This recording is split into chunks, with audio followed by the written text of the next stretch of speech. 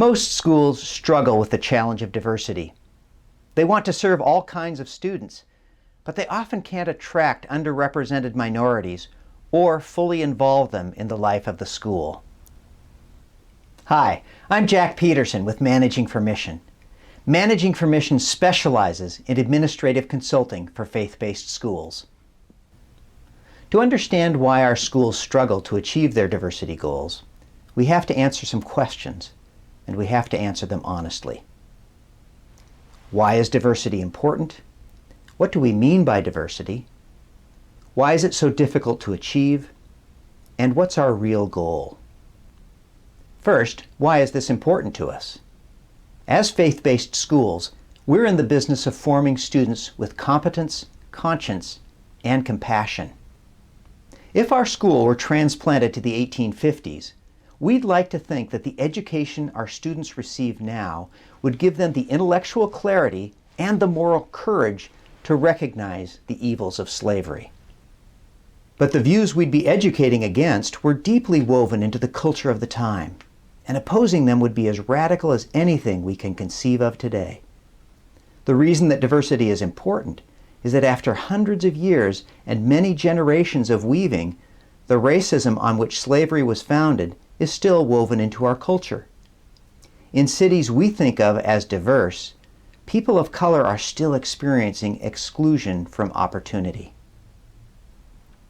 White people like me may not experience racism directly, but those whose skin is brown can experience it in some form on a daily basis.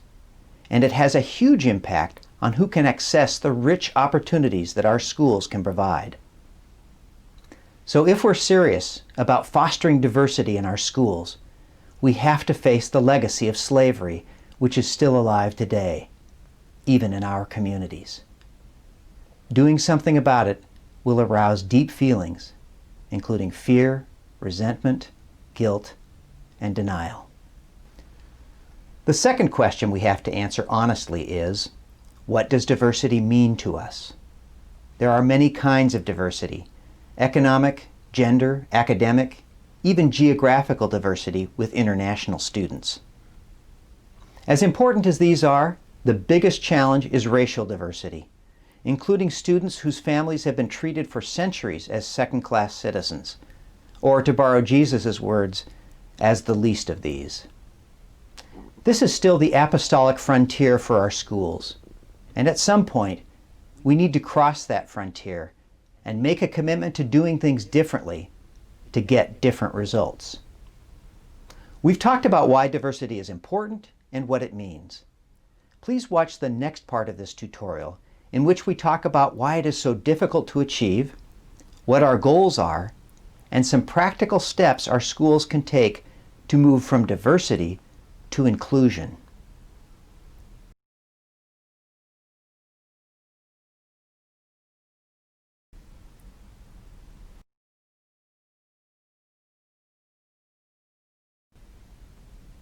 Welcome back.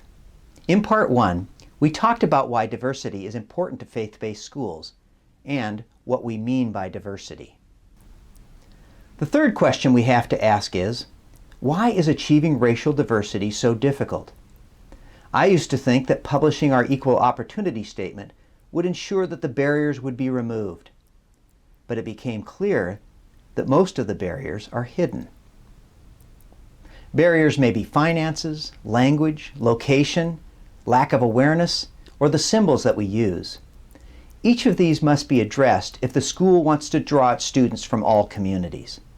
And some schools have made heroic commitments to eliminating these barriers. But perhaps the biggest barrier is one we don't see. Whose school is this? No one wants to attend someone else's school. If I'm black, I don't want to attend or send my children to a school that is clearly intended to serve white people.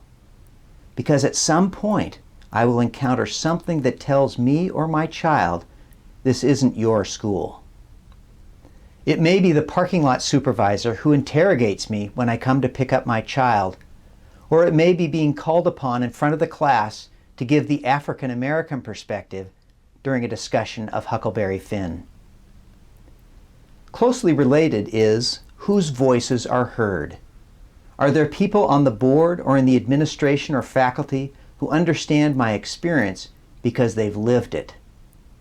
If I am one of a handful of Latino parents, do I have to go to a parent information night where no one else has my question or concern or asks it in the same language? If I don't always feel safe, is there a safe place I can go to where I can get grounded again? And do most people not understand why that safe place is even important? Because for them, the whole school is a safe place. Finally, what's our real goal here? Is our goal to be able to say that our school does not discriminate? That shouldn't be hard to achieve. We don't have to actively discriminate in a system where the barriers are built in. But maybe our goal is more substantial, like being inclusive and welcoming. This requires that we become aware of the hidden ways in which we're not welcoming. But the mission of our schools calls us to go a step further. Our institutions and our students have a responsibility to use their intelligence, skills, and resources to dismantle and finally eliminate racism, both in ourselves and in society, to be anti-racist. So here's my advice to administrators and boards who are serious about moving the needle on diversity in their school. First, have honest conversations about these questions. Use the same depth of discernment that you would use to formulate the school's mission statement. Second, if you're white like me, put yourself in situations where you're in a minority, like attending a Black or Latino church service, and ask what it would take for you to feel at home. Then imagine what it would take for the people around you to feel at home in your school. Third, provide safe ways that students and parents of color can educate you about their needs, perceptions, and challenges. It may be difficult for them to express this in a setting where most people don't already share their experience. And you'll have to earn their trust, because many before you have lost it. Finally, you'll have to dedicate great effort to recruit faculty, administrators, and trustees of color, and to support them in the challenges of isolation that they will feel. One of the best ways is to keep in touch with your own students of color and invite them back to join the team. It's a long game, but there is no short game on this one. It's hard to do this topic justice in a few minutes, but if you'd like to learn more about discernment and other tools that can help you approach the challenge of diversity, please visit our website at managingformission.com or click on the link at the top of this screen. And thank you for having the courage to assure that the blessings of your school will be available to all God's children.